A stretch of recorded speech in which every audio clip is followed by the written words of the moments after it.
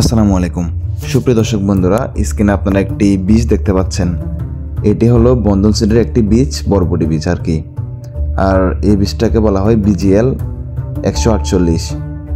এই বীজটা অনেকেই লাগিয়ে থাকেন এবং অনেকেই বলে থাকেন এটার উপর নাকি আর কোনো বীজই নেই।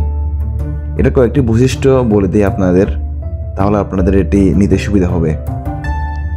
এক্ষেত্রে এটি আপনার 40 থেকে 45 দিনে এর ফসল সংগ্রহ করা যায় এবং এই ফলের লম্বা হয় 50 থেকে 55 সেন্টিমিটার পর্যন্ত এবং এটি দেখতে সবুজ, মসৃণ এবং সোজা।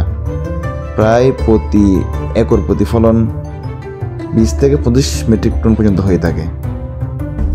প্রিয় দর্শক, যারা এই বীজটি ব্যবহার করেন তারা তো অবশ্যই জানেন এটার সম্পর্কে আর বিস্তারিত বলতে হয় না, আসলে সবাই জানেন এই বীজটা সম্পর্কে। আর কেউ যদি এই বীজটি নিতে চান আমাদের পেজে যোগাযোগ করতে পারেন। আপনারা যদি ফেসবুকে আসেন এবং কৃষাণী তারান্নু লেখেন তাহলে অবশ্যই আমাদের পেজটি পেয়ে যাবেন এবং মেসেজ দিলে অবশ্যই রিপ্লাই পাবেন। আপনারা চাইলে এখান থেকে অর্ডার করতে পারেন বা আপনার নিকটবর্তী কোনো ডিলার থেকে অর্ডার করতে পারেন।